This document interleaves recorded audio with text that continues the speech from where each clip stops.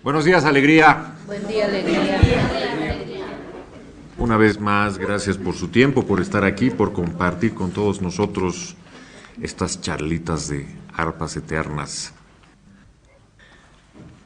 Hoy vamos a hablar del capítulo Moradas de Expiación, que es en la página 282 de la nueva edición.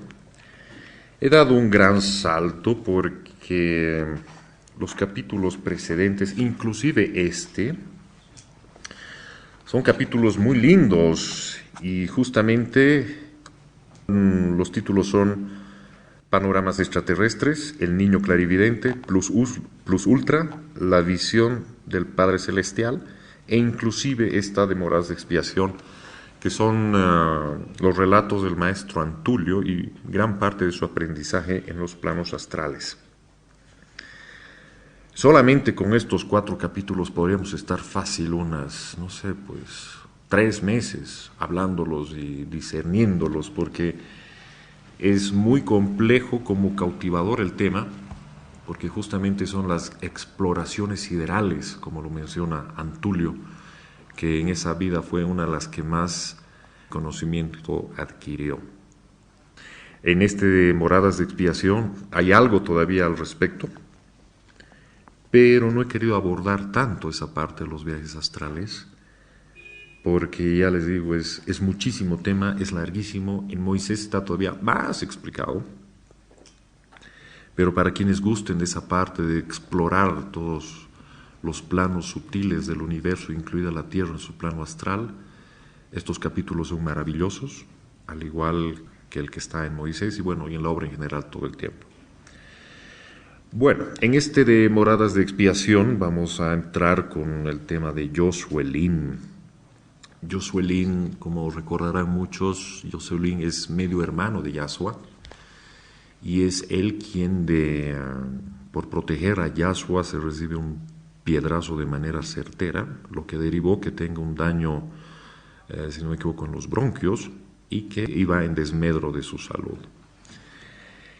Este Yosuelín es hermano mayor de Yahshua, y entre todos los medios hermanos que tenía Yahshua, este era el que estaba despierto, como lo decía Yahshua en uno de los capítulos cuando le decía a Joseph que no duerma, que despierte, que los únicos que estaban despiertos era en este caso era Yosuelín y obviamente los esenios de los santuarios. Pero les voy a leer una parte bonita y de ahí vamos a desglosar el tema, donde dice, está hablando de Yosuelín: siendo de un temperamento sensitivo y nervioso, su corazón exigía un absoluto reposo sin emociones de ninguna especie y con solo la compañía de los 2 esenios médicos que lo atendían. Yosuelín se recibió este piedrazo porque Yahshua de chiquito, en lo que nosotros llamaríamos el colegio, le gustaba ayudar a los leprosos y a los lisiados. Y la gente se burlaba de eso, de Yahshua, y no lo veían con buenos ojos. Entonces por eso lo agredían verbalmente, hasta que un día le empezaron hubo uno que le lanzó una piedra y Yosuelín se interpuso para proteger a Jesús y se recibió el piedrazo en el pecho. Entonces, debido a eso y a su temperamento, que tenía que tener un cuidado bastante riguroso, por decirlo así, por parte de los esenios. Y dice: espíritu selecto y de gran adelanto, había encarnado solo para acompañar los primeros años del Mesías en el plano físico, sirviéndole de escudo protector en la materia, hasta que el excelso misionero hubiera conseguido el dominio perfecto de su mundo interno en relación con el mundo exterior que le rodeaba. Por espiritual revelación, tuvieron conocimiento de esto los esenios y aportaron en consecuencia todo su saber para que este gran espíritu cumpliera a conciencia la misión que le había traído al plano físico. Yosuelín era un arcángel y Yahshua recién se entera, ya muchos años después, que Yosuelín era un arcángel, cuando su enfermedad era tan grave que Yosuelín ya tenía que desencarnar y partir a otros planos. Y Yahshua, por ser su hermano y quererlo mucho, quería curarlo.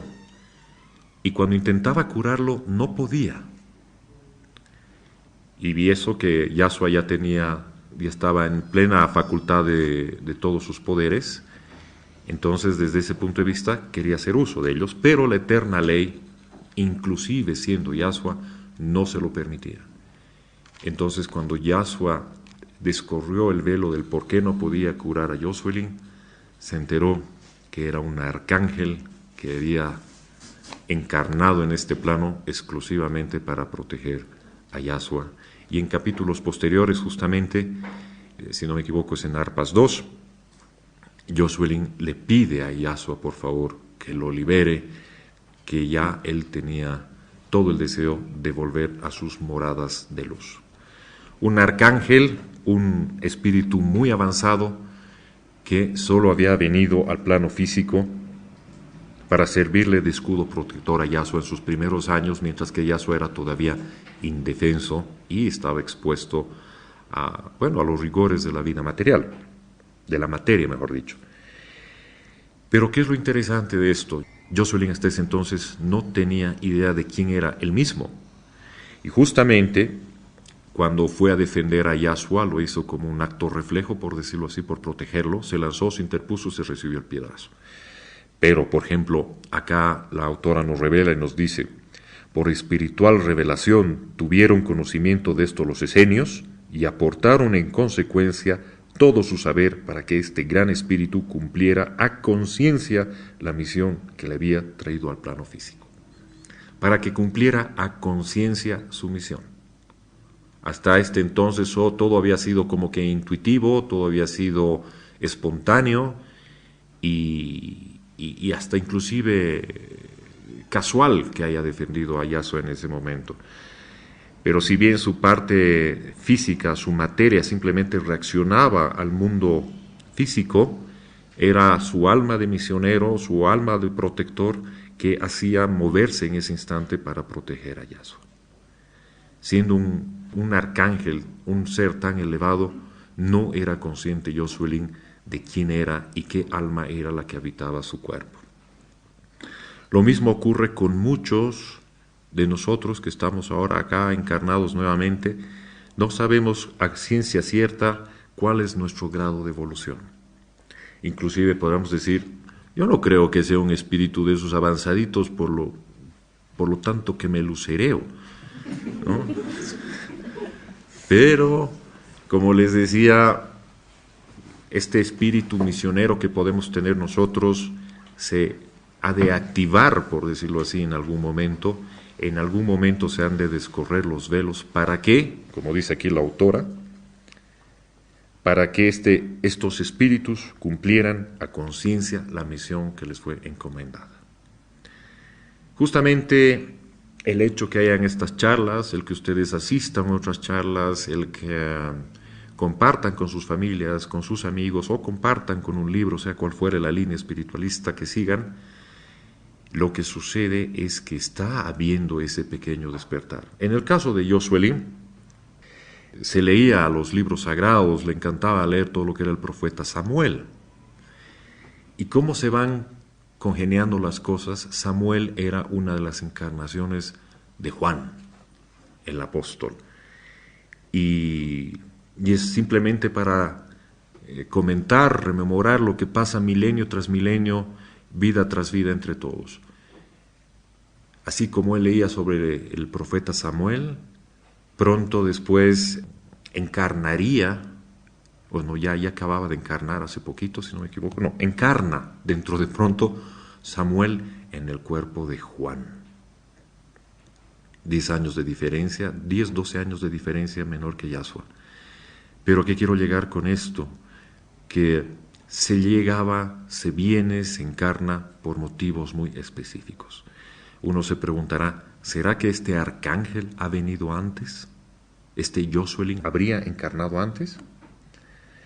Y antes de llegar a esa parte, les leo otro pedacito que dice: una vez que se calma a Josuelin de que lo han curado un poco, de haberle calmado la crisis nerviosa y haberlo curado físicamente, él tenía permiso para acudir con Yahshua al templo para que se le revele todas las enseñanzas que se le daba a Yahshua. Y una de ellas, de uno de los papiros, dice esto, ¿no? Dice así: el eterno pensamiento señaló la hora precisa en que debía nacer sobre este planeta un resplandor suyo, un resplandor del Padre, un resplandor de Dios. En la región de los 5 mares, junto al gran río Éufrates, y nació Abel, hijo de Adamú y Ébana, cuya misión salvadora debía marcar el glorioso comienzo de una gran civilización. Este tema es por demás hermoso, lo encuentran a detalle en los tomos de Orígenes de la Civilización Adámica, todo lo que es el origen de esta civilización con Adamú y Ébana, más conocidos como Adán y Eva, y el rol de Abel en ese entonces, o sea, vale decir la quinta encarnación de Yahshua en su misión como Abel. Y dice: una incontable multitud de inteligencias adelantadas que se encontraban en la esfera astral del planeta tomaron materia, unos antes y otros al mismo tiempo que el gran espíritu misionero, con la finalidad, desde luego, de cooperar con él en el avance de la humanidad de aquel tiempo. Qué lindo es escuchar eso de una incontable multitud de inteligencias adelantadas que se encontraban en la esfera astral del planeta, tomaron materia para cumplir un objetivo. Piensen lo que significa eso. Esa es la verdadera vida que vivimos, en estado adelantado espiritual. Y cuando se lo requiere, cuando la eterna verdad, el eterno Padre, así lo requiere, esos espíritus, nosotros mismos, decidimos tomar materia para encarnar.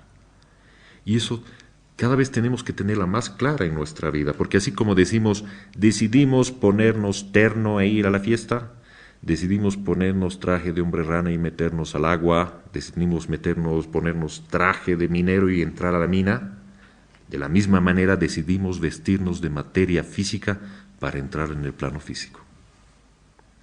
Solo cuando comprendemos que nuestra verdadera vida está ahí y no acá, es cuando por fin nos vamos a desprender de todos los apegos materiales y vamos a comprender que hemos venido aquí por un objetivo definido. Ya lo decía alguna vez, no hemos venido a realizarnos como personas, como profesionales, como familia, como hombres, como mujeres. La realización está en servir al Padre. Esa es tu realización, dentro de toda la humildad, ser el más humilde, el más modesto de los servidores del Padre, que cuando es necesario te revistes de materia y encarnas en el plano físico. Dice: 3 amigos, como 3 gotas de agua, caídos de un mismo nenúfar sacudido por el viento, nacieron a la vida terrestre a la orilla de los mares vecinos. El uno, al igual que en nido de águilas, en las rocas occidentales del mar Caspio, otro al pie de la cordillera del Cáucaso y a orillas del Ponto Euxino, el Mar Negro. Y el tercero, en las lozanas praderas vecinas del lago Van, que en la prehistoria formaba en épocas de grandes desbordamientos un solo inmenso mar con el Caspio y el Ponto Euxino. Identificados con nombres propios fueron Solaina de Tuuspa, Valquiria de Kifauser y Valker de Atropatene, que unidos por una alianza de largos siglos bajaban a la vida terrestre en la misma época, con poca diferencia de años. Solania y Valker se habían adelantado por varios años a la llegada del hombre luz. Valquiria, en cambio, se había retrasado buscando salvar serias dificultades en la elección de los seres que debían servirle de progenitores. Está relatando lo que sucede en Orígenes de la Civilización Adámica, así como Arpas Eternas comienza en el preludio en la esfera astral de la Tierra cuando Yahshua va a encarnar. Esta partecita, pequeña partecita, nos describe algo que no está en el mismo libro de Orígenes de la Civilización Adámica. Sí vemos a estos personajes que mencionan, pero no vemos el por qué de su ingreso al plano astral y bajo qué condiciones, mejor dicho, a la materia física. Eso es lo lindo de la obra de Josefa, que los libros entre sí se complementan a los otros y cada uno va descubriendo cosas nuevas en el transcurso de toda la obra. Decía que Valquiria, en cambio, se había retrasado buscando salvar serias dificultades en la elección de los seres que debían servirle de progenitores. Para quienes desconocen las grandes e inmutables leyes que rigen en el mundo espiritual, lo que acabamos de decir resulta casi incomprensible. Pero es un hecho indiscutible, por la lógica que le acompaña, que las inteligencias avanzadas en evolución buscan, rebuscan y eligen con gran cuidado la familia que ha de albergarles en su vida física, no en cuanto a fortuna y posición social, sino en cuanto a las condiciones espirituales de los seres que serán sus padres. Esto nos pasa constantemente, vida tras vida, de acuerdo a las misiones que nos tocan llevar, o por más que sea la misma misión, como en el caso de Valquiria, que era de apoyar y cuidar al Cristo. Cada vida tiene condiciones nuevas, cada nivel de este juego tiene diferentes condiciones, diferentes escenarios, y en cada caso hay que tomar diferentes previsiones. Y también en cada caso podremos encontrarnos con nuevos actores que acompañen a esta vida que nos toca encarnar. Uno se podrá pensar, pero ¿cómo es eso que uno busca no cuanto a la fortuna y la posición social de sus padres, sino en cuanto a las condiciones espirituales de los que serán sus padres? ¿Cómo puede pasar eso si resulta que mis papás no creen en nada de esto? O si resulta que mis papás me mandan por el tacho cuando yo hablo de espiritualidad y no estamos sintonizados, no estamos en la misma sintonía. Cuando pensamos esto es porque estamos juzgando lo exterior y la parte material. Recuerden que, como acabo de mencionar hace un ratito, un espíritu tan grande como el de Yosuelin no sabía quién era. Y era un muchacho tranquilo, que no tenía un mayor rol protagónico en su día a día. Entonces, de la misma manera, nosotros ignoramos por completo el alma que está dentro de todos y cada uno de nosotros. Cuando de pronto vemos una persona que nos cae bien o nos cae mal, o la juzgamos de alguna manera, no nos estamos fijando en el alma que está ahí adentro. Y tampoco nos estamos fijando el por qué se está en esas condiciones, ya que desde ese punto de vista, esa alma ha encarnado en ese cuerpo para tener determinadas situaciones que aporten a su crecimiento y a su evolución. Puede ser que hayan espíritus muy grandes que de pronto necesitan encarnar en las condiciones humanas más precarias, porque posiblemente tendrán que aprender o cumplir con una misión, con un mandato, o inclusive terminar de pagar un karma, y por eso se ha encarnado en esas circunstancias. Entonces, eso nos puede explicar un poco cómo funciona esto de que una persona que aparentemente no es espiritualista sea el padre o la madre de una persona con una tendencia profundamente espiritual. Posiblemente lo que sucede en estos casos es que los padres en algún momento van a adquirir la conciencia respectiva, en diferentes niveles y desde diferentes puntos de vista. Es como si todos viniéramos, pero todos tomamos diferentes materias en esta universidad. Pero sí tenemos la misma capacidad, ¿cómo se dice?, académica para abordar una misma situación. Por ejemplo, todos encarnamos, qué sé yo, en último año de comunicación, pero cada uno arrastra diferentes materias. Pero sí están las condiciones necesarias para que estos espíritus puedan ser en el plano físico los progenitores de nuevas personas, mejor dicho, de espíritus que vienen con una misión muy específica y son de muy alta evolución. Es un buen ejemplo para que todos nosotros analicemos a nuestros padres, como nosotros padres analicemos a nuestros hijos, para ver cuáles son un poco, para hurgar un poco dentro de la parte espiritual interior de nuestros hijos o de nuestros padres. Y si hemos despertado a la conciencia para ver cómo podemos ayudar a despertar a nuestros padres. Puede ser que nuestros padres de pronto tengan un grado de evolución muy alto, pero necesiten esa llavecita que les quita el velo, esa llavecita que abre la puerta.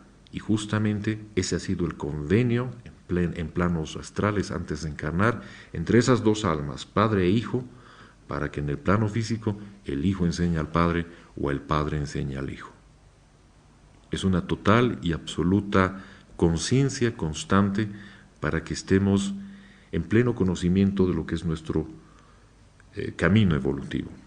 Acá, en el caso de este capítulo, los esenios le daban información a Yosuelin para que comprenda quién era, para que comprenda cuál era su misión de manera totalmente consciente y no aleatoria como pudo haberlo pensado, que de casualidad se recibió el piedrazo por cuidar a su hermanito. No, no estaba cuidando a su hermanito, estaba cuidando al hombre luz, y esa era su misión desde mucho tiempo atrás. Decía, esta elección, seguimos hablando de Valquiria, aparte de llevarles tiempo, deben hacerla con relación al programa o actuación que quieren desarrollar en el plano terrestre a los fines de no encontrarse después con tropiezos o dificultades que los expongan a un fracaso lamentable. Valker de Atropatene formaba parte de los vigías del hombre luz en su encarnación de Abel, y tan solícitamente cumplió su misión que en diversas oportunidades en que estuvo en peligro su vida física antes del tiempo fijado por la ley, fue él, juntamente con Solaina, quienes dieron la voz alerta desde el espacio infinito. No necesariamente tienes que seguir encarnado para cumplir tu misión, sino constantemente le estás cumpliendo tu misión. Si tú de pronto eres un arquitecto que le gusta bucear, fuera del mar sigue siendo arquitecto y dentro del mar también. Lo mismo pasa con el espíritu. Tanto en la materia como en el espíritu sigue con un rol muy específico. Y en la inmensidad de los siglos que rodarán hasta llegar a la etapa final del gran espíritu instructor de esta humanidad, Valker de Atropatene cumplirá fielmente su pacto como vigía en las vidas terrestres del excelso ungido. Cuando veáis cerca del hombre luz un ser que sin vacilación ni retardo expone su propia vida para salvar la de él, pensad en Valker de Atropatene, que si no es él, una inteligencia gemela suya lo será, que cumplirá fielmente su pacto como vigía en las vidas terrestres. Así tan grande y fuerte es la solidaridad que hay entre los grandes seres conscientes de su deber como espíritus unidos por una alianza milenaria de redención humanos. Hasta aquí llegó el esenio en la lectura del papiro amarillento y gastado que había sacado de lo hondo del cofre de rocas. Estas lindas descripciones constantemente nos son un recordatorio, una motivación, un gran incentivo para que de una vez entremos en plena conciencia de quiénes somos. Posiblemente podemos decir, pero ¿qué hago? No sé qué hacer.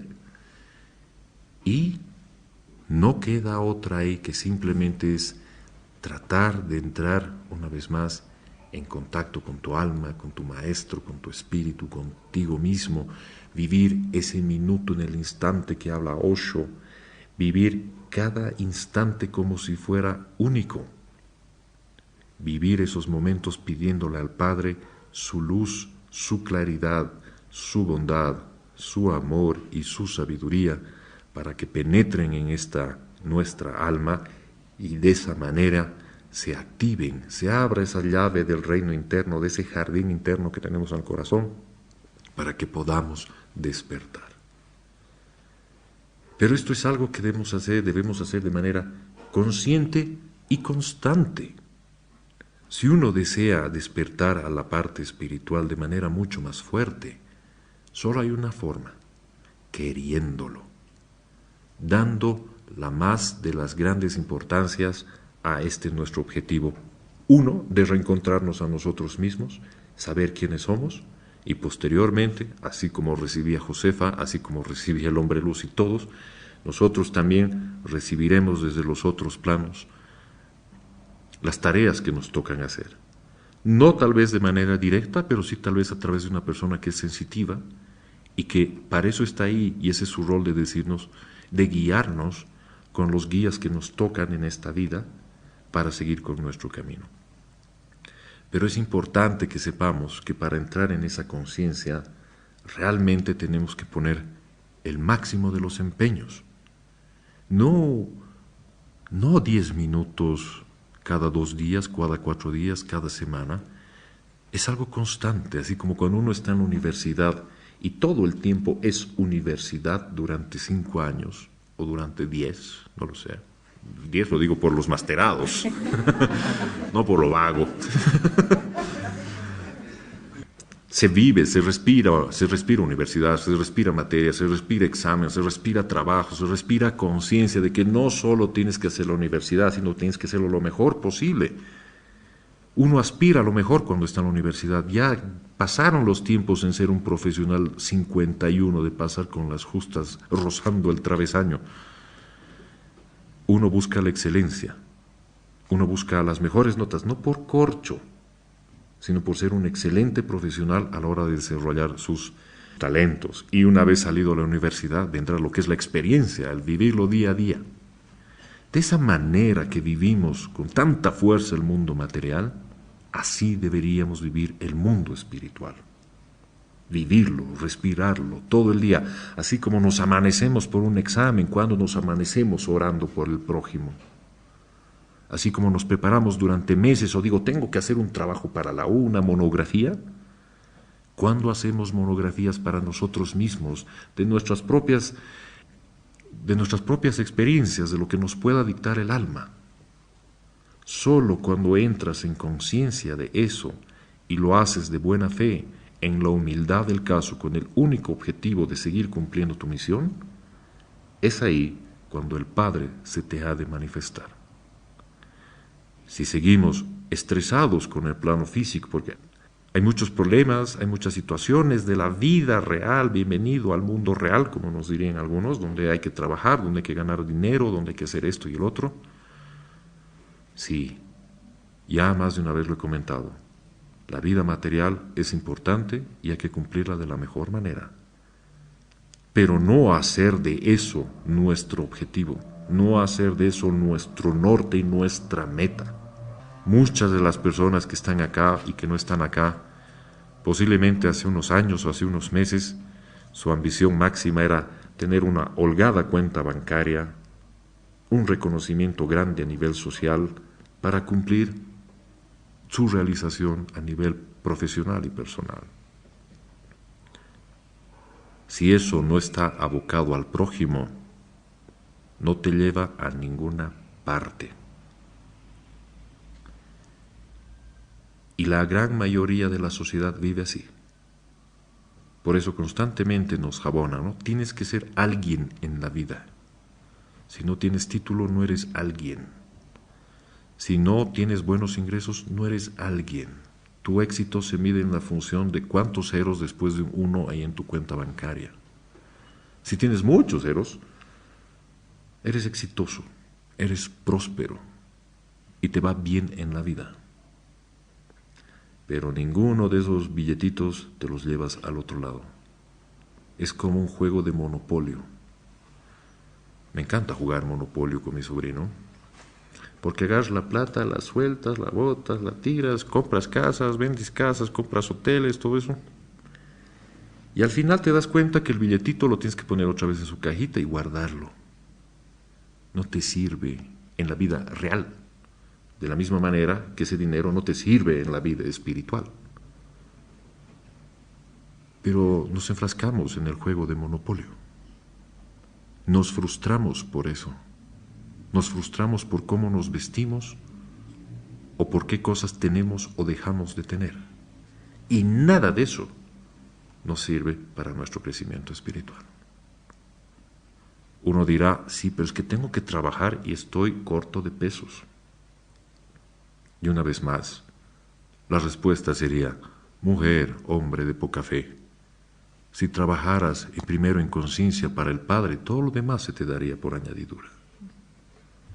¿No? Sigamos. Este Esenio le dice a Yoselín, ¿qué piensas de Valker de Atropatene, Yoselín? Preguntó al jovencito profundamente abstraído. Que yo me siento capaz de ser como él en igualdad de condiciones. Y lo has hecho ya, le contestó el Esenio. Lo dice bien claro esa lesión maligna que padeces en los órganos de tu pecho debido a esa certera pedrada que iba dirigida a Yashua. Pero, ¿quién es Yashua, mi pequeño hermano?, interrogó con ansiedad Yoselín, reflejándose casi en sus ojos oscuros la idea que flotaba ya en su mente. Ahí, como ya le van quitando el velo a Yoselín. El mismo por quien Valker de Atropatene se esforzó tan heroicamente en la época de Abel, hijo de Adamu y Evaná, que ahora es Yashua, tu hermanito, hijo de Miriam y Yosef. Yashua, el hombre luz soñado por los profetas y anunciado por ellos desde 600 años atrás. ¿Es posible tanta grandeza a mi lado, al alcance de mis manos, bajo mi propio techo tan modesto que ni aún se ve entre las colinas y florestas galileas? Es posible y es realidad. ¿Acaso la eterna ley debe pedir consejo a los poderosos de la tierra para realizar sus grandes designios? Qué hermoso un espíritu tan grande como el de Yosué, un arcángel tan grandioso, recién estaba descubriendo a quien le había salvado la vida. Y no solo descubrir esa grandeza, sino él decía, ¿qué pasó? ¿Qué he hecho para merecer tan grande bendición? Pónganse a pensar ustedes, pongamos a pensar todos nosotros. ¿A quién tenemos al lado? ¿Quién es la persona que comparte con nosotros? ¿Quién es la persona que se cruza en nuestro camino? ¿Qué espíritu avanzado será? ¿Por qué no podemos pensar que de pronto otra vez Yosué está entre nosotros? Con su perenne modestia, con su eterna humildad, de seguir trabajando para este gran misionero, para el Cristo. Sí, el Cristo ya está en otros planos, muy lindos y muy grandiosos, pero hay que terminar de hacer el arqueo con el planeta en estos ciclos que se acaban, en este ciclo que se acaba. Entonces hay mucho laburo todavía que hacer antes que se cumpla, según la autora, las 20 centurias después del nacimiento de Yahshua, para terminar este ciclo evolutivo y para que la Tierra dé un paso en su ascensión planetaria. Entonces, desde ese punto de vista, cuán conscientes somos nosotros de quién tenemos al lado, o inclusive quiénes nosotros podemos ser. Una vez más, ¿será que Yosué está entre nosotros? ¿Será que Miriam está entre nosotros otra vez? Tal vez sí, tal vez no. ¿Será que alguno de los apóstoles está entre nosotros? ¿El mismo José de Arimatea? ¿Joseph tal vez? No lo sabemos. Pero sí, con toda seguridad, hay gente, hay grandes espíritus que han venido a culminar el proceso que empezara Yahshua hace milenios.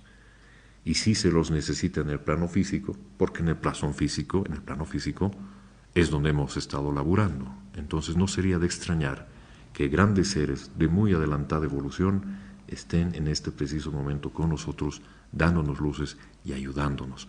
Por más que de pronto uno diga, pero si ese es un loser, ¿qué va a tener de adelantado ese? Es ahí donde carecemos de humildad, de entrar en el alma de las personas y sacar adelante lo más bello que hay en ellas, ¿no? Hay una partecita más para terminar este pedazo de la vida de Josué, que dice: ¿y quién es entonces mi padre y Miriam, mi segunda madre, para merecer un tal hijo? Porque todo es justicia y equidad en el Altísimo. Justamente Joseph, tu padre, fue en siglos lejanos aquel honrado y firme Jacob, que trabajó 14 años por la mano de Raquel, y el misterioso sueño de la escala de marfil, que empezaba a su lado y llegaba hasta el cielo, por donde subían y bajaban los ángeles del Señor, no fue más que lejana visión premonitoria, por la cual el Dios de las misericordias le hizo ver que sus grandes dolores no eran sino el crisol purificador, para que esta hora surgiera junto a él su Verbo eterno. Sus grandes dolores no eran sino el crisol purificador. Me imagino que más de uno acá tenemos más de un dolor, más de una pena. Y no es para que digamos, ¿qué he hecho para merecer esto? Oh, pobre de mí, Dios me has castigado. Realmente le estamos viendo el otro lado, nada que ver. Es la materia universitaria que nos exigen, la más fuerte para vencerla y seguir saliendo adelante.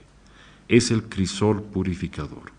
De pronto tienes una pena, una situación muy fuerte, no muy agradable que digamos, no es para sumirnos en la depresión, no es para quejarnos, sino todo lo contrario, para superar esta prueba que lo único que hace es fortalecernos y ayudarnos a subir un paso más en esta escala evolutiva.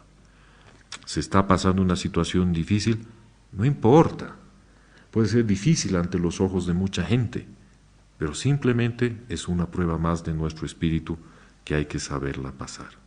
Ni la mayor de las desgracias nos tendría que causar desazón. Todo lo contrario, lo que nos tendría que mover en nuestro espíritu es una total y absoluta conciencia de lo que estamos haciendo.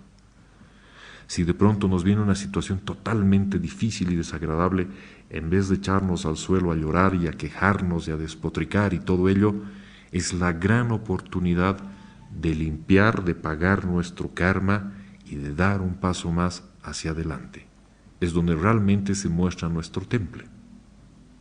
Es muy fácil que en situaciones como estas, difíciles, uno caiga en las drogas, en la desesperación, en los robos, en la delincuencia, porque realmente ahí se dio cuenta que no pasó el examen, porque se abocó a la parte física. ¿Por qué hay delincuencia? Sí, porque hay necesidades de pronto económicas, pero es porque no se ha entrado en conciencia de nuestro rol y mucho menos no se ha entrado en la fe de que el Padre es quien puede convertir hasta los guijarros, hasta las piedras del camino en el pan que necesitas. Pero a veces nuestra fe es tan poca que más confiamos en la firma del banquero que en la bendición del Padre. Y mientras sigamos así, jamás avanzaremos y por la ley de la atracción seguiremos atrayendo situaciones penosas, dolorosas, de las mismas circunstancias hasta que aprendamos. Dice, no eran sino el crisol purificador para que en esta hora surgiera junto a él su Verbo eterno, la escala mística que lleva a Dios las almas purificadas, y bajan otras trayendo sus dones a las almas que los merecen. Siguiendo las rutas del Cristo, se pueblan de los ángeles de los cielos de Dios, y hay ángeles que bajan a iluminar los oscuros abismos en que se hunden los hombres. Josué iba como sumergiéndose lentamente en un suave sopor parecido a la hipnosis, y en su aura mental se diseñó aquel pasaje doloroso de la vida de Jacob, el patriarca, cuando sus hijos mayores vendieron a unos mercaderes a su hijo José con el pequeño Benjamín, que con el pequeño Benjamín formaban toda su alegría. El esenio pensaba fuertemente en tal época, sin atreverse aún a descorrer para Josué el velo que ocultaba esa parte de la verdad. Mas la ley de la telepatía se cumplía ampliamente, y la sensibilidad de Josué captó la onda de aquel pensamiento, y casi en estado hipnótico, dijo con una voz apenas perceptible: Benjamín, hijo de Jacob, y hoy Josué, hijo de Joseph. Dios sea bendito porque despertaste esa realidad, exclamó el esenio. Qué hermoso es estar entre vosotros y poseer así ese tesoro de sabiduría que vosotros guardáis. ¿No podría ser yo también un esenio? Quiero decir, vivir aquí con vosotros, indicó tímidamente el jovencito, como si creyese no merecer tanto bien. A lo cual le contestan, y lo eres, Yosuelín, puesto que tus padres lo son. Es aquí una linda manera de cómo nos muestra la autora el proceso de entrar en conciencia cuando realmente queremos hacerlo, cuando nuestro corazón ya está palpitando de manera fuerte y está ansioso de ingresar a estos mundos. Y cuando es así, el Padre nos va quitando los velos y nos está dando la lucidez necesaria como para que en este caso Yosuelín captara la onda mental del esenio y entendiera, le fuera develado que él era el Benjamín que fuera hijo de Jacob. En ese momento él se va, o cualquier persona que pueda estar encarnada acá, se va dando cuenta de la importancia de su espíritu y de su rol. Es muy curioso cuando se toma esto tan alegremente, y nos ha pasado a todos y me ha pasado a mí, que cuando dices, quiero hacerme una regresión, y vas a hacerte una regresión, y normalmente la gran mayoría de los casos, aparte de haber 80,000 Napoleones, es típico, ¿no? Yo fui Cleopatra, fui Napoleón, es la típica. No se cobra una conciencia cierta de lo que es esto, porque dicen, sí, yo era un pastor, yo era un rey, yo era un negociante, yo era un tal, yo era un cual, yo era un por cual. Ahí se quedó la regresión. Sí te puede entender, ayudar a entender ciertas cosas, pero a lo que quiero llegar con este ejemplo es de que no entramos en una conciencia plena de no saber realmente quiénes somos. Y tampoco la vamos a saber, por más que vayamos a 20,000 regresiones, porque la ley no te va a decir nada hasta que estés preparado. No se trata de decir, oye, tengo $30, ¿conoces a uno que hace regresiones? Quiero saber quién era. Sí, conozco a uno, toma la dirección, toma el teléfono, gasta tus $30. Sí puede ayudar, pero yo parto de un principio, y es el siguiente. Una persona que te hace una regresión, entre comillas una regresión, es una persona que te ayuda a develar algo que está en ti, que es necesario encontrarlo para comprendernos mejor. Pero creo que en el momento que este ayudante, este ayudador, si vale el término, nos empieza a cobrar, creo que ahí no estamos bien. Sí, entiendo que puede ser una forma de vida, pero el amado Maestro no nos cobraba por los milagros. No decía, leprosos $10, tullidos 20, resucitados $30. ¿Por qué? Porque eso es un servicio y se lo da a quien tiene que tenerlo. Eso es por parte del terapeuta. Pero por parte del paciente es un, ay, ¿qué he sido? Quisiera saber quién soy. Pero ni ahora sabes quién eres. Y vas a pagar $30 para que te relaten cosas inclusive. Porque no falta el resfriado que, no sé, pues, habrá pasado cursos de regresión a distancia, online.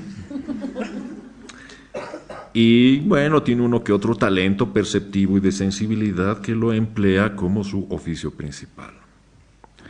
Personalmente creo que este tipo de manifestaciones se las hace exclusivamente cuando un ser es muy elevado, no lo hace público para empezar, sino a quien tiene que hacerlo. Porque estas cosas son muy fuertes, no es para tomarlo alegremente, no es hacer un equipo de fútbol.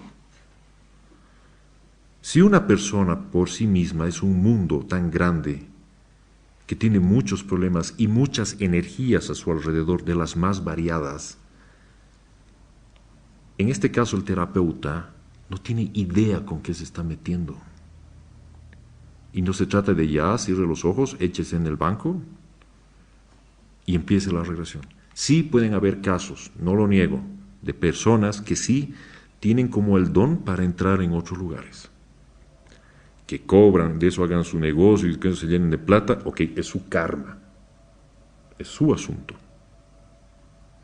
Pero creo que una persona que quisiera ayudar con ese don, llamémoslo de la clarividencia, de la clariaudiencia, del desdoblamiento, es un don que lo va a saber llevar de manera muy discreta, porque si realmente sabe hacer eso, se va a dar cuenta que no había sido así tan facilito decir, venga, venga, hago regresiones 2 en 1. No es así. El plano astral es mucho más serio de lo que lo vemos. En capítulos anteriores nos describe la autora, y muchos espiritualistas coinciden con la autora que no es pues chiste entrar en esas cosas.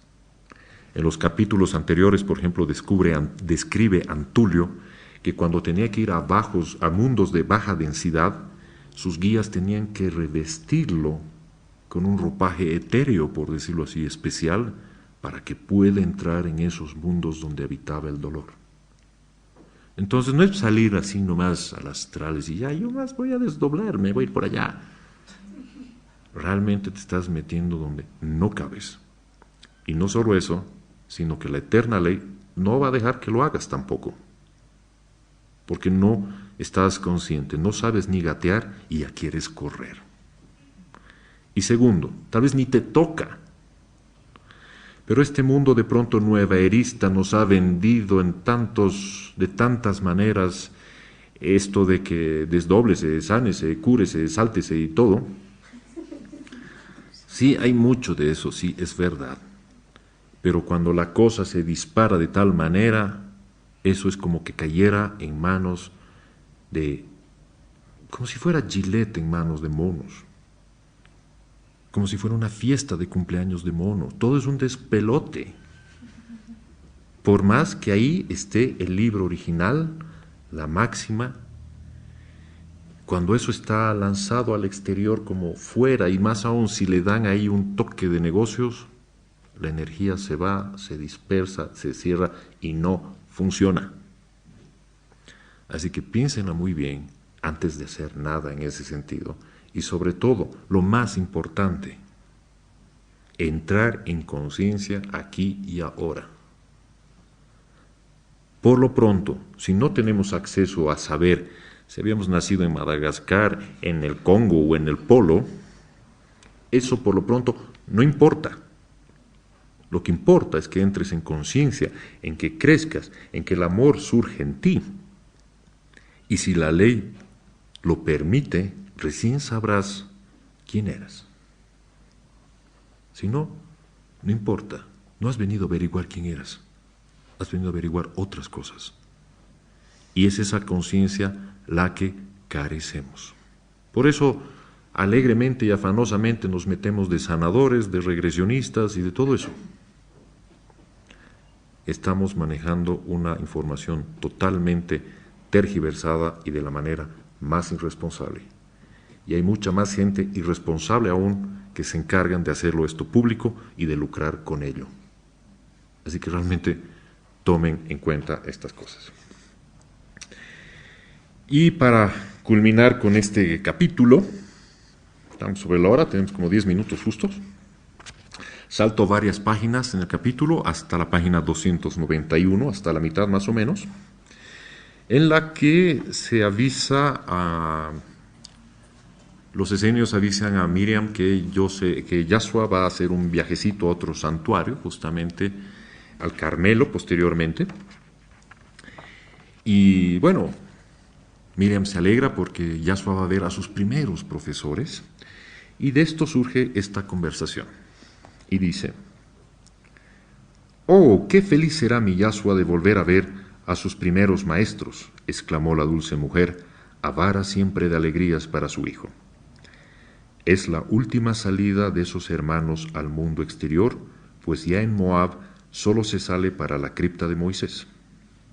Por este motivo presenciaréis un gran festín espiritual que realizaremos en nuestro santuario, en compañía también de los esenios del monte Tabor, que vendrán para despedir juntamente con nosotros a los felices hermanos que van a morir a la vida en el mundo para solo vivir la vida espiritual en toda su más excelsa grandeza.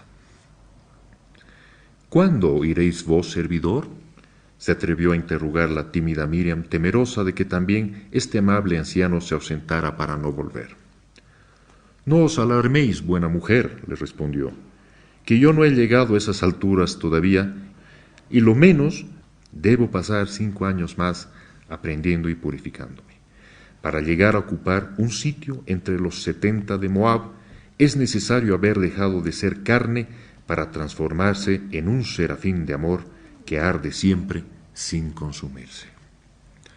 Este senio tan elevado y todavía tiene que pasar 5 años más aprendiendo y purificándose. O sea, no estaba pues en otras. La tenía clara el senio. Pero sigue, viene lo interesante. Y dice, de amor que arde siempre sin consumirse. «Y esos 6 que vienen», murmuró Miriam, «van a reemplazar a 6 ancianos de Moab que cortaron el hilo de la vida durante una exploración sideral, como las de Antulio, y tuvieron el contratiempo de un derrumbamiento en una montaña cercana al gran santuario». «¡Qué desgracia!», exclamó Miriam profundamente conmovida. «No lo creáis. Cuando se llega a estas alturas, esto es un simple incidente sin mayor importancia». «¿Cómo? Es la muerte. Es la vida, mujer. Es la vida en la luz y en el amor». Estos ancianos están haciendo su trabajo espiritual, estaban en desdoblamiento, hubo un derrumbamiento, ¡pum! Y ¡chao! Sus cuerpos se dañaron mortalmente. Obviamente es algo que asombra a Miriam y dice, qué espanto, qué horror, qué desgracia, es la muerte. Mientras que para este senio, a esas alturas, es un pequeño incidente sin importancia. Solo se murieron, nada más. Para quienes no estamos en la conciencia decimos, horror, ¿qué pasó? ¿Qué pasa? ¿Qué onda? Insensible, ¿no? No va por ahí. Y dice, es la vida, mujer, es la vida en la luz y en el amor.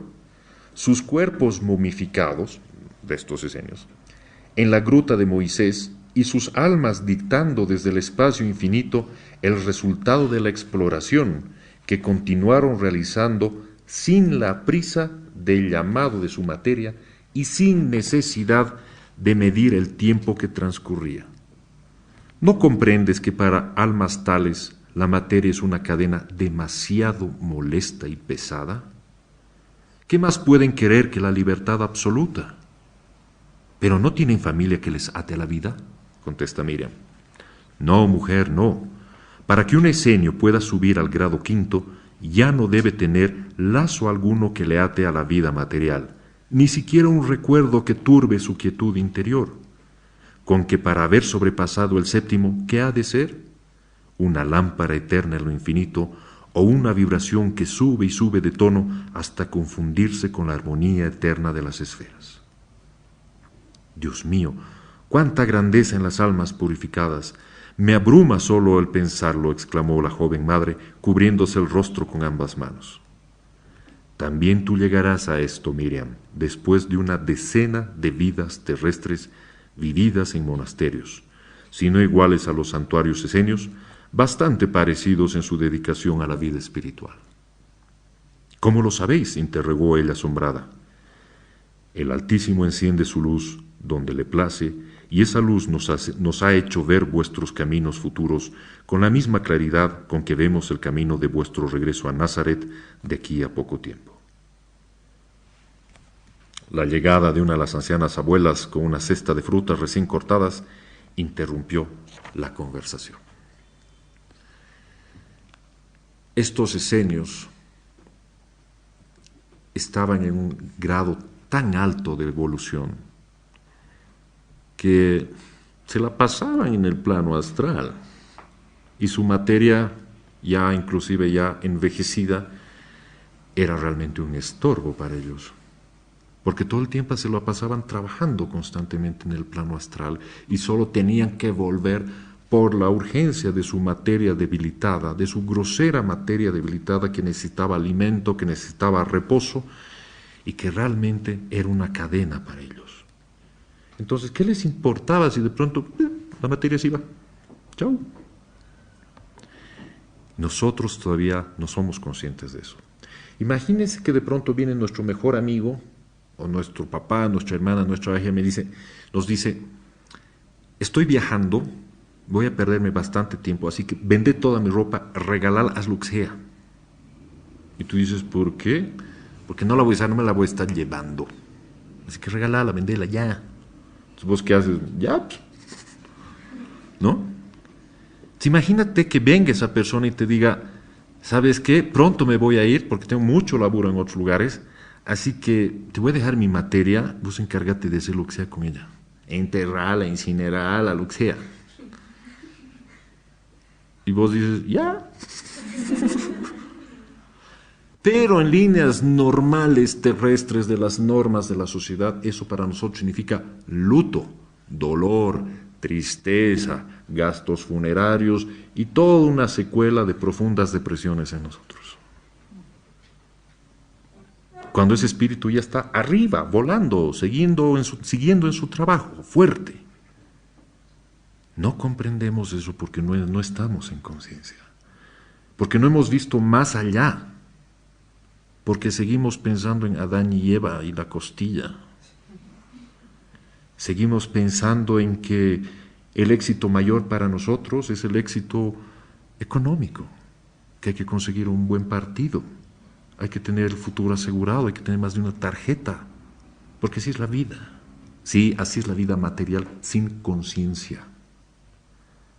En la vida espiritual no interesa si tienes mucho o si no tienes nada, porque todo es temporal. La grandeza y tu riqueza está en tu espíritu y en tu alma. Y mientras más te metes en el trabajo espiritual, menos fuerte es tu rol en el plano físico, llamémoslo en las actividades cotidianas a las que hemos estado acostumbrados. Por eso en el caso de los 70 esenios ya de séptimo grado, que ya no volvían a la sociedad, porque eran tan sensibles que cualquier mínima grosería humana como un chisme les causaba profundo daño, porque era una vibración, ese tipo de vibraciones que manejamos con las envidias, los egoísmos, los dolores, las críticas y todo eso, son vibraciones muy densas que a un ser muy sensitivo lo dañan, le causan molestia, lo perjudican. Así como una preocupación nuestra, decimos, pero solo es una preocupación, es un poquito de estrés en mi vida, nada más. No, esa es una vibración profunda que en un ser muy sensible repercute de manera muy dura. Uno dirá, pero ¿qué es esa sensibilidad? Es muy fácil. Ponte al sol, quémate como camarón, no puedes ni sentir ni tu camisa. Así de sensible está tu piel. De la misma manera, un ser espiritualista de gran adelanto, una mentira, un mal pensamiento, una envidia, esas cositas del día a día, es como una lija para un recién bronceado. Entonces, tienes que alejarte de eso. Y se alejan los ancianos a un santuario que está protegido por inteligencias, por una bóveda psíquica muy grande espiritual, y saben que ahí están protegidos y saben que ahí pueden laburar por la tierra, por el planeta, por el prójimo, sin tener que estarse preocupando por limpiarse de las malas vibras, por, uy, mira, me ha entrado una envidia, se me ha colado de un tipo ahí, hay que sacar eso. No hay eso. Profundamente dedicados a la vida espiritual. Y eso es lo que no comprendemos. Y eso nos hace dar cuenta que realmente nuestro objetivo en este plano físico es totalmente distinto al que nos habían dicho nuestros orientadores vocacionales que tenemos que ser en la vida. Totalmente distinto. Cuando un ser ya está entrando cada vez en un paso espiritual más adelantado, cada vez quiere estar menos en el plano físico y cada vez más en el plano espiritual. Y si va a estar en el plano físico, va a ser para rescatar almas, para pescar almas, para despertarlos y para sacarlos adelante. Nada más. Ya no están con cosas de la vida mundana, por más que pueda sonar inclusive peyorativo. O se han visto, de pronto han visto que el Dalai Lama está ahí, no puedo, estoy con mi ñata ahorita. No hay. No, pues no hay tal. Ya están otras. Sí, por cuestiones de la ley, hay veces que el espiritualista tiene que tener una pareja, pero posiblemente solo para generar una energía especial muy fuerte de una unión de almas para un trabajo más fuerte, o para engendrar a alguien tan importante como lo fue Yahshua, por ejemplo, para Miriam y Joseph. Pero de ahí el camino sigue adelante. Ya no te interesa nada más. Y puede decir, pero eso es solo para curas. Ni los curas a veces la cachan. ¿Qué están haciendo? Y no se trata de decir voto de castidad. Es como si dijeras voto de no alcoholismo, voto de no fumar. No se trata que te flageles. La vida sexual también es parte del ser humano. Y hazla con calma, con tranquilidad, normal. No estamos hablando de látigos y depravaciones, obviamente, en un camino espiritual. Use, pero no abuse. Y va a llegar un momento donde hasta eso tu vibración va a ser tan alta que ya ni vas a pensar en eso. Porque estás en otra. Entonces ya no estás ejerciendo de Susanita, ¿no? Ya no eres ni Susanita ni Susanito. Ya no estás aunque, ay sí, quisiera casarme, encontrar mi hombre ideal. No. En el camino espiritualista tu único ideal es servir al Padre. Y para eso necesitas ser un alma fuerte, grande, avanzada, evolucionada, que no puede estar con estas cosas. En todo sentido. En todo sentido, sobre todo en aquel sentido que la sociedad nos ha implantado de lo que es sinónimo de éxito en nuestras vidas. Gran estudiante, gran partido, marido churri con plata, o esposa con gran herencia, enferma, perfecto. No va por ahí.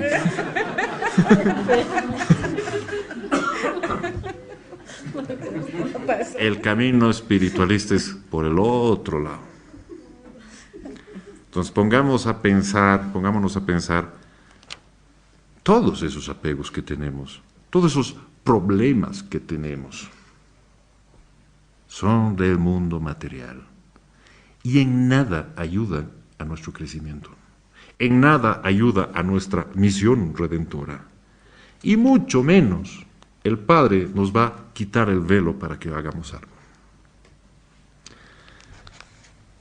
Si de pronto alguno de nosotros es un ser muy elevado y que tiene que cumplir un rol a partir de cierta edad, se darán las situaciones para que despierte y se lance en su camino. Pero para la persona que está desde muy temprana edad buscando ese camino espiritual, pues que ahonde más, que se ponga a trabajar más fuerte en ello, porque es la única manera de seguir despertando de manera consciente, sin apegos de ninguna clase, sin maestros de ninguna clase en el plano físico. Quiero aclarar esto, la época pisciana, por ejemplo, es muy típica de estoy meditando para contactarme con mi maestro Okuram que vive en el planeta Z, para que vengan los extraterrestres y salven a la humanidad. Dependes de que venga un extraterrestre adelantado a salvarte. Mientras que la era acuariana es más, changuito, que venga o no venga el extraterrestre, no es tu problema. Vos trabajá en tu camino. Y si viene el extraterrestre, bien. Si no, también. Pero tu camino lo haces aquí y ahora, tú solito con tu libre albedrío. No necesitas fórmulas mágicas, no necesitas pociones, no necesitas de 50 gurús dándote clases. Necesitas entrar en contacto con tu alma, con tu maestro y con el Padre. Nada más. Porque en el momento que caches eso, el amor empieza a surgir en tu corazón. Y cuando surge el amor en tu corazón, es cuando has despertado a la plenitud o al inicio de la plenitud de tu vida espiritual, que lo único que vas a pretender es ayudar al prójimo a que se una al Padre. Recuerden el espía intergaláctico de contacto. Ese espía intergaláctico venía a rescatar gente en la Tierra. Lo mismo pasa con todos estos espíritus misioneros. La única cosa que buscan es la redención humana. la transformación. Obviamente es fácil charlar con un espiritualista porque hablan el mismo lenguaje. Lo difícil está, o mejor dicho, la tarea está en esa persona que no tiene idea. En esa persona es la que hay que ayudar a convertir. No digo evangelizar, decir, hermano, arrepiéntete, no. Sino hacer entrar en la conciencia, y no necesariamente a través de una charla como esta, sino a través de tu oración y tu petición de amor y de luz en las mentes y en las almas del cielo y de la tierra. Con esa tu oración estás ayudando. No tienes que ir con tu panfleto por las calles, regalando libritos, nada de eso. Eso vamos a hacer con la fundación, pero no es el plan. O sea, me refiero de esos que te quieren enchufar la religión por todo lado, ¿no? Sino que las cosas se obran no necesariamente siempre en el plano físico. Recuerden que lo más poderoso es tu oración en un lugar tuyo, muy tuyo, para que puedas hacerlo. Y cuando un ser entra en total y absoluta conciencia, realmente pide por los demás. No reza y ora y dice, Padre, mándame ese $1.000.000 y libérame de esa suegra. De una vez te lo pido, por favor. Eso es total apego y realmente estás usando un elemento que no te va a servir. Estás ahí usando ese nepotismo, esas influencias que son penadas. Lo mismo pasa en el plano espiritual. Pero si haces un pedido con amor, totalmente desinteresado por la gente, ahí es día a día, con cada oración, que tú también estás creciendo en tu camino espiritual. Es un lindo capítulo este, nos aclara muchas cosas. Hay todavía un par de viajes de Antulio ahí, que aclara muchas situaciones a nivel astral. El próximo capítulo inmediato a este es los festines del Carmelo. En fin, hay muchísimo material con arpas, hemos saltado varios capítulos y vamos a seguir saltando para poder abarcar el 2, el 3, el 4 y el 5, y de ahí abarcar las otras obras de Josefa. No sé cómo lo haremos, pero lo haremos en algún momento. Gracias por venir y será hasta el próximo miércoles. Que estén bien. Gracias a ti.